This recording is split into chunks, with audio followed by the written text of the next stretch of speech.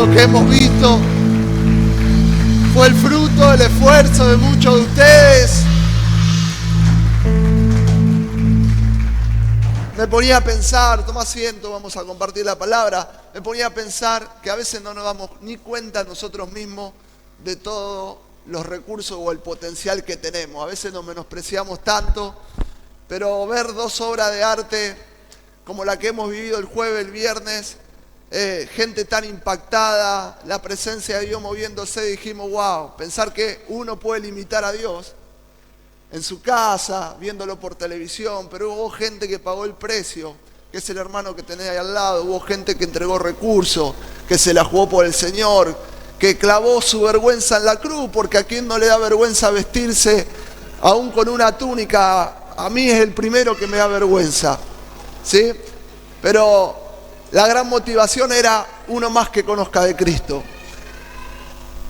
La verdad que los testimonios han sido muchos, pero el mayor testimonio es ver una iglesia que obedece. Iglesia, nosotros fuimos obedientes a lo que Dios nos mandó, con todos nuestros caprichos, zafarranchos, con todas nuestras dudas, pero ahí estábamos.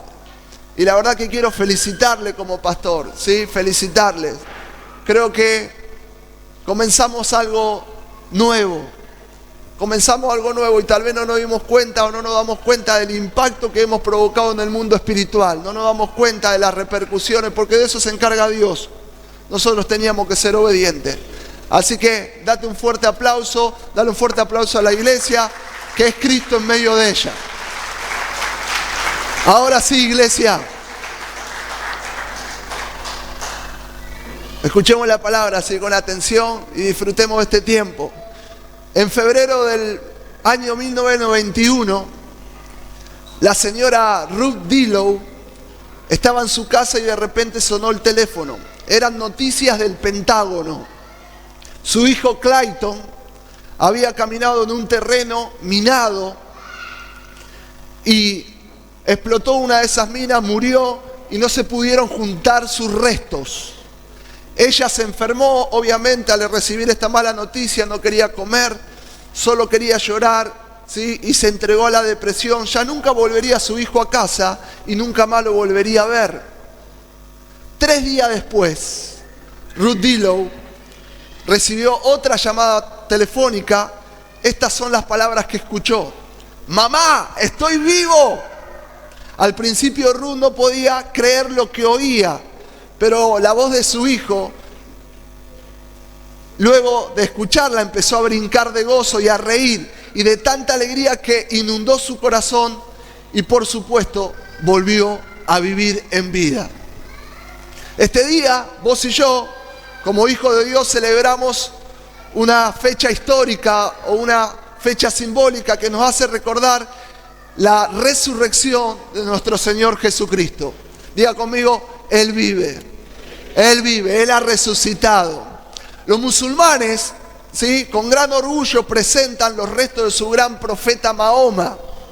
Los budistas, ¿sí?, dicen nuestra más preciosa reliquia que tenemos es la tumba de Buda, y allí van a ver los restos de Buda. Los chinos, aquí está nuestro gran tesoro cultural, los huesos de nuestro amado filósofo y maestro religioso Confucio. Solamente los cristianos, nosotros, vos, yo, los que creemos, los que invocamos su presencia, le decimos al mundo entero que la tumba está vacía. Denle un fuerte aplauso al Señor. Jesucristo no está en la tumba está vacía, Él resucitó. Al principio, vamos más adelante, Lore, al principio, durante y al final del ministerio de Jesús, mientras Él estaba caminando esta tierra, Jesucristo anunció que resucitaría al tercer día, que iba a ser flagelado, que iba a ser mártir, ¿sí? Y que al tercer día Él iba a vencer la muerte y que iba a resucitar. Mucha gente se molestó por oír estas palabras. Eran palabras realmente muy raras, duras para aquellos religiosos de aquel tiempo. Otros no las podían entender. Muy inentendible, ¿sí? Para otro decían o hablaban entre ellos que Jesús estaba totalmente loco. También dijo palabras muy fuertes, como aquel discípulo que le dijo, mostranos al Padre y con eso nos basta. Y Jesús dice, tanto tiempo he estado con vosotros, ¿sí? Y no me conocéis. Quien me ha visto a mí, ha visto al Padre. Y claro, los religiosos de aquel tiempo era ver que Jesús se hacía semejante a Dios. Una blasfemia total. Palabras difícil, muy difícil de creer. Fue el mismo Jesús quien dijo, nadie va a Dios sino por mi presencia. Yo soy el camino, la verdad y la vida. Soy el puente que aquellos que se quieren abrazar con el Padre tienen que pasar por mí. Palabras totalmente inentendibles aún a aquellos que tenían el aparente entendimiento. Juan 11, 25, 26. También Jesús dijo, aquellos que creen en mí, aunque estén muertos, van a vivir. Y todo aquel que vive y cree en mí, no morirá eternamente. Encima tomaba los atributos de papá, la eternidad en su carne. Por estas afirmaciones Jesús fue tratado, ¿sí?, como un loco, como un mentiroso, o realmente era verdaderamente el que él decía ser, Dios con nosotros. Hay algunas palabras que muchos en la historia se preguntaron, ¿era un mentiroso? ¿Era un loco? ¿O realmente era el Señor? La prueba más contundente es la resurrección, es la prueba que nadie puede explicar, es la que lo diferencia, ¿sí?, de los grandes maestros religiosos que hubo en la historia humana. Todos han tenido sus seguidores, todos han tenido su encanto, su carisma, sus grandes movimientos, pero la verdad es que el único que resucitó fue Jesucristo. Los restos los podemos ver en las tumbas. Un día como hoy el cuerpo de Jesucristo había desaparecido de su tumba y nadie pudo mostrar el cuerpo de él para contradecir a los discípulos que proclamaban su resurrección. Cuando la noticia de el cuerpo de Jesús ha desaparecido de la tumba circuló por toda la ciudad y a su alrededor surgieron varias hipótesis. Algunas de ellas decían, los discípulos se lo robaron. Otros decían, Jesucristo no murió realmente. Otros decían que las autoridades judías y romanas robaron el cuerpo. O la cuarta, que Jesucristo realmente resucitó de entre los muertos. La primera dice, los discípulos se la robaron o robaron el cuerpo. Prepararon toda la escena para luego formar de esa teoría una gran religión. Pero la verdad es que los discípulos estaban muertos de miedo. No enfrentarían jamás a las custodias, a esos 4 romanos que estaban sobre esa piedra. La piedra estaba sellada, estaba bien custodiada. Y solamente Juan, como lo hemos visto en la obra de teatro, tuvo la valentía, este jovencito, tuvo la valentía de abrazar a María y acompañarla al cuerpo de Jesús. El resto estaba, sí, en una habitación encerrados, muertos de miedo. Esta teoría cae por el simple hecho que la Biblia nos relata el gran temor que los discípulos tenían. Tampoco eran tan audaces, no eran hombres de guerra como para enfrentarse al imperio. Cuando las mujeres, si esto fuera poco, se presentaron, veíamos a las 3 allí, dando la buena noticia a Pedro, a Jacobo y a Juan. Aún Pedro, Jacobo y Juan les costó creer. Les costó creer, dice Marcos 16, versículo 9 al 11, dice, cuando Jesucristo resucitó por la mañana, el primer día de la semana, apareció primeramente a María Magdalena. Ella fue y lo hizo saber a los discípulos que estaban tristes y estaban llorando y encima no le creían. Entonces vemos que esta teoría del robo de los discípulos es realmente insostenible.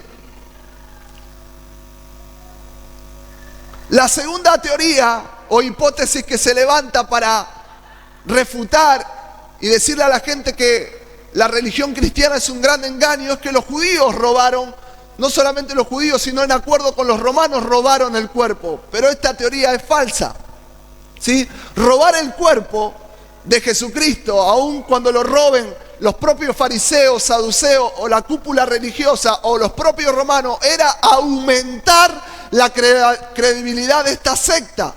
Si nosotros decimos que lo queríamos matar y sepultarlo allí para que luego de un par de meses, un par de semanas veamos que no era el profeta que ellos estaban esperando, ¿por qué iban ellos a ir a sacar el cuerpo de esa tumba?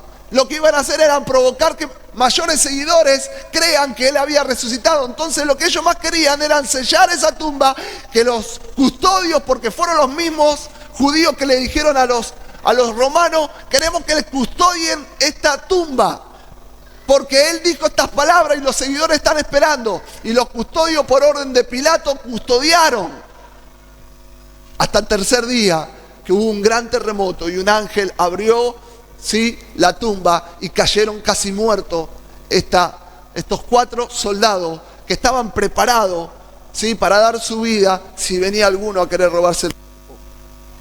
Esta teoría cae también por ser insostenible. Si ellos robaban el cuerpo, aumentaban la credibilidad de aquellos seguidores. El cuerpo no iba a estar. La tercera era que Cristo no murió realmente, sino que se desmayó. Y esta es la más improbable. Satanás se la ha jugado con falsas teorías para engañar a aquellos que tienen duda. La duda no está mal. La duda es parte del ser humano. Pero la palabra de Dios ha dejado la huella y hoy la tenemos en nuestras manos para certificar que lo que ella dice es verdad. La ciencia nos dio una mano. En algún momento la ciencia parecía enemiga de la fe, pero la ciencia fue creada por Dios y muchos arqueólogos, antropólogos, muchos eruditos, muchos teólogos, muchos estudiosos han comprobado que todo lo que la Biblia relata es verdad. Jesucristo sí murió. Ellos dicen, no, se desmayó. De las 3 del día miércoles a las 6 de la tarde, 3 de la tarde, 6 de la tarde, cuando muere Jesús, día miércoles 3 de la tarde. ¿Sí? No murió un viernes, estudie la Biblia o estudie el calendario hebreo. ¿Sí? De las 3 de la tarde a las 6 de ellos dicen, Jesús se desmayó.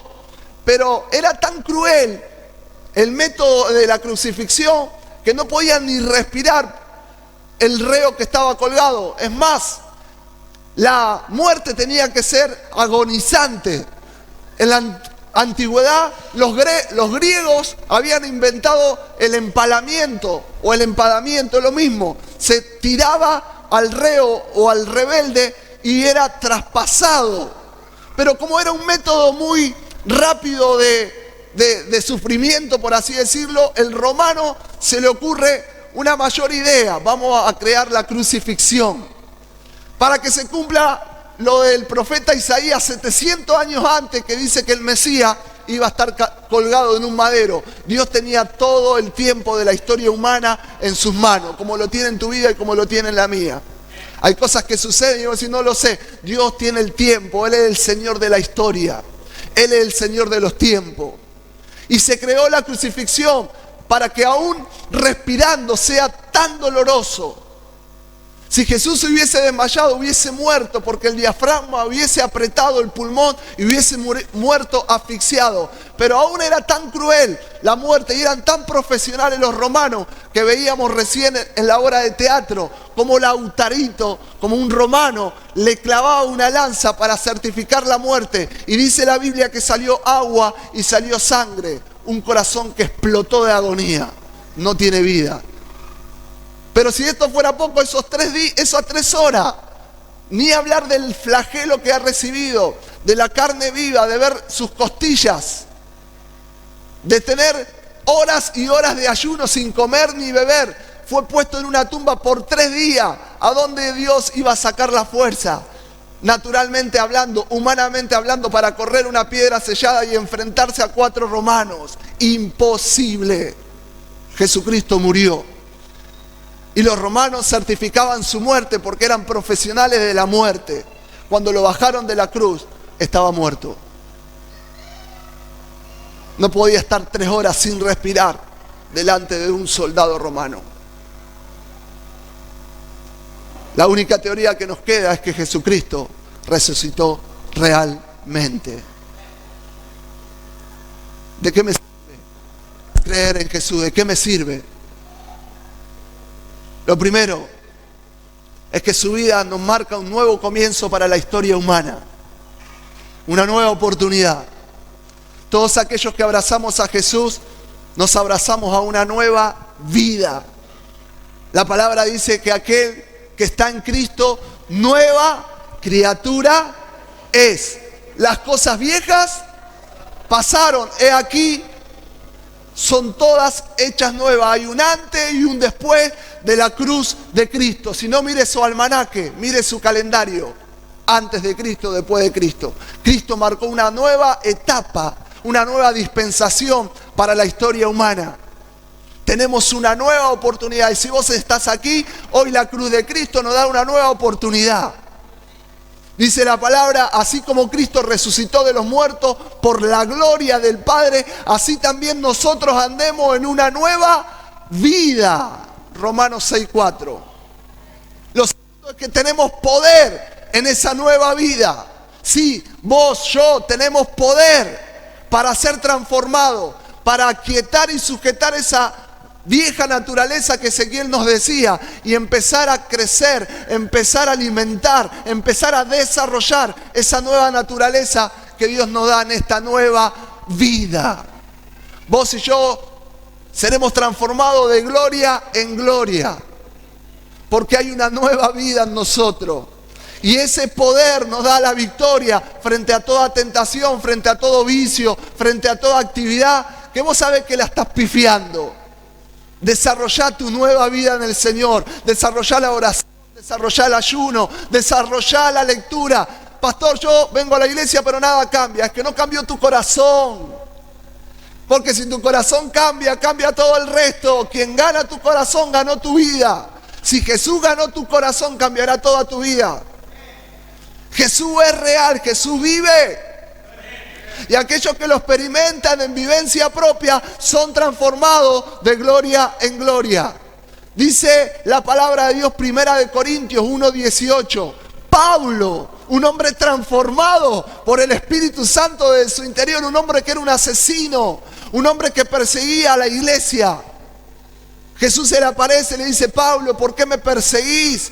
Y Pablo le pudo haber dicho, yo a vos no te persigo. Yo persigo a aquellos que creen en vos. Vos te metés con ellos, vos te metés conmigo. Porque él le dice, ¿por qué me perseguís a mí? Y Pablo estaba persiguiendo a la iglesia. Es que detrás tuyo o dentro tuyo está Jesús. Y siempre enseñamos que Dios te ve como a Cristo, ve al Hijo. Cuando te ve a vos, ve al Hijo. No ve las imperfecciones, no ve tu debilidad, no ve tu falencia. Él está viendo a Jesús en vos. Por eso Él te ama. Por eso Él puede decir, oh santo, Jesús sale del agua y hay una voz del cielo que dice, este es mi Hijo amado, en el cual tengo complacencia. Cuando te ve Marcelo, Dios te dice, este es mi Hijo amado, en el cual tengo complacencia. ¿Quién conocía a Jesús hasta ese entonces? Nadie. Luego del bautismo empieza su ministerio público. Es decir, que Dios ya lo conocía en el anonimato. Vos decís, a mí no me conoce nadie. Pastor, sí, Dios te conoce. Y Él dice de vos, tú eres mi hija amada, en la cual tengo complacencia. Te veo cada mañana levantarte, te veo al acostarte, veo tu enojo, veo tus caprichos, pero también veo tus virtudes, veo lo que he puesto en tu corazón. Te amo. Y ese poder del amor cambia todas las cosas. Cambia todas las cosas. Cambia esa mala cara que te hizo ese compañero, esa compañera. Cambia esa palabra dura, esa maldición. Porque cuando está el poder del amor en tu corazón, nadie te puede vencer. No hay arma forjada que se haya creado para destruir lo que Dios hizo por tu vida. Tu esposo no te va a hacer feliz. Tu esposa no te va a hacer feliz, iglesia. Perdóname que te lo diga, que te rompa el romanticismo. Solo quien te puede dar plenitud es Cristo. Dice la palabra, en Él estamos completos. En Él estamos completos. Y tenemos un poder extraordinario, el poder del amor, para vencer. Y Pablo lo experimentó en el Señor. Y Pablo se presenta a una iglesia que es de la iglesia reconocida de las más inmorales que hay. Corintios. De las más inmorales, de la más perversa. Donde uno de los templos más concurridos por la ciudad de Corintio era el templo de Afrodita. Era un templo donde la prostitución era moneda corriente. Y allí está Pablo, delante de griegos, delante de judíos, delante de filósofos, pero así se presenta con mucho temor a un pueblo. Y dice Pablo, 1 Corintios 18, el mensaje de la muerte de Cristo en la cruz parece una tontería a los que van a la perdición, a los que se pierden. Pero, diga conmigo, pero, no sirve lo que dije, ahora es la verdad. Este mensaje es poder de Dios para los que vamos a la salvación. Oh, gloria a Dios. Como dice la Escritura, haré que los sabios pierdan su sabiduría. Aquellos que se creen que son muy sabios en Cristo la irán a perder, y que desaparezca la inteligencia de los inteligentes. Versículo 22. Los judíos quieren ver señales milagrosas, porque si no, no creo. Si mi ojo no lo ven, no creo. Pero Jesús dijo, cree y verás la gloria de Dios. Es al revés. Jesús apunta al corazón, a lo que nadie ve. Los griegos buscan sabiduría, pero nosotros, dice Pablo, así se está presentando Pablo ante una multitud que lo estaba escuchando con recelo, prácticamente con los tomates en la mano para lanzárselo. Nosotros anunciamos a un Mesías crucificado. Esto les resulta ofensivo a los judíos, y a los judíos les parece una tontería, pero a los que son llamados por Dios, sean judíos, sean griegos, este Mesías es el poder y la sabiduría misma de Dios. Es decir, quien tiene a Jesús tiene poder y tiene sabiduría. Pues lo que en Dios puede parecer una tontería, ver a un hombre colgado en una cruz, es mucho más sabio que toda la sabiduría humana. Y lo que Dios parece ser como una debilidad es más fuerte que toda la fuerza humana. Allí en la cruz vacía radica tu fuerza. Vos que la estás batallando, arrodillate ante la cruz. 1 Corintios capítulo 2, el mismo Pablo en la misma audiencia dice, pero hermano, cuando yo fui a hablarles del designio secreto de Dios, lo hice sin hacer alardes retóricas o de sabiduría. No fui como un filósofo. Y Pablo podía haberlo presentado así porque era un gran fariseo. Conocía la letra hasta las manos. Entregó su vida por la religión. Pero él dice, yo no usé. No quise saber otra cosa, dice. No quise saber otra cosa. Mi mente solamente estaba a presentarle esto. A Jesucristo. Y más estrictamente a Jesucristo crucificado. La locura de Dios. Me presenté ante ustedes débil y temblando de miedo, dice Pablo. Y cuando les hablé y les prediqué el mensaje, no usé palabras sabias. Las podía haber usado, sí, para convencerlos. No me interesó. Al contrario, los convencí haciendo demostración del Espíritu y del poder de Dios. Esta cruz tiene poder para los que creen. Para que la fe de ustedes dependiera del poder de Dios y no de la sabiduría de las buenas palabras o de la filosofía. La cruz tiene poder para cambiar tu vida. Amados, hay poder en nuestra vida. Si Cristo habita en nuestro corazón, hay poder de Dios. Romanos 8, 10, 11 dice, si el espíritu de aquel que levantó de los muertos a Jesús mora en vosotros. El que levantó de los muertos a Cristo Jesús vivificará también a vuestros cuerpos mortales por su Espíritu que mora en vosotros. Es decir, si el Espíritu de Cristo, que lo levantó y le dio la victoria sobre el último aguijón, que era la muerte, donde el diablo se levantaba con su orgullo, con su reinado y territorio, lo venció. Si ese Espíritu que hizo que él traspasara las profundidades de la tierra y se sentara en el trono de Dios, ese mismo Espíritu habita en vos, vos no me podés decir que no tenés poder. No sé cómo vencer esto, pastor. No lo querés vencer, es diferente. Yo con mi fuerza no puedo. Nadie dijo que lo iba a hacer con tu fuerza.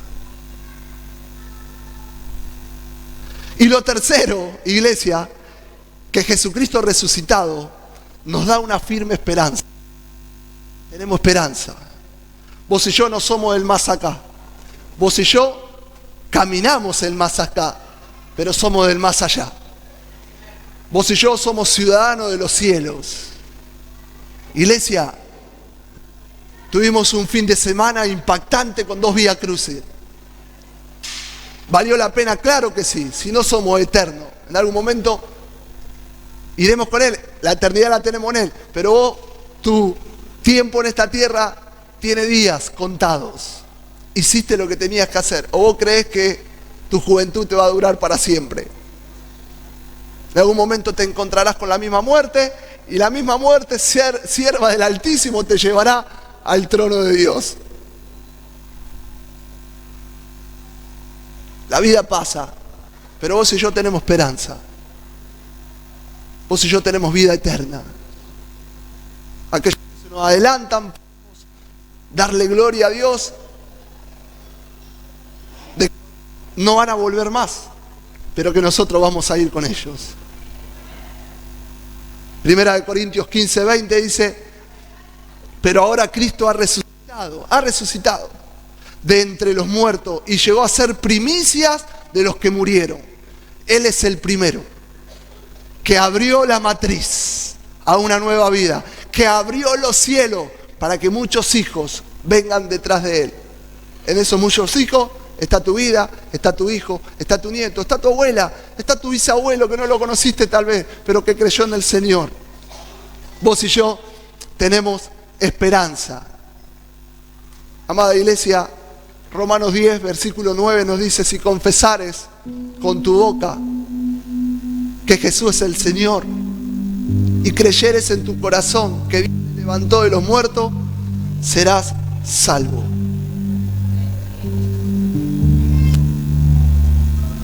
La resurrección es un hecho histórico verídico y nos tiene que dar la confianza de saber en quién creemos y a quién le estamos sirviendo, de saber que valió la pena lo que hicimos jueves y viernes, valió mucho, mucho, y se nos tiene que caer el cascarón que vos sos importante, pero que no soy indispensable, que si no lo hace vos lo va a hacer otro. Decirle que te dan la voz, soy importante, pero no sos indispensable, porque Dios va a llevar a cabo sus planes, lo va a llevar a cabo, con vos o sin vos. Te animo a meterte en el río de Dios, iglesia.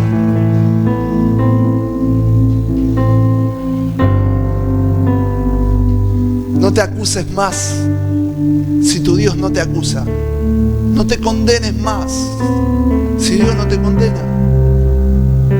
¿Por qué cargar con esa culpa si ya la cargó Él?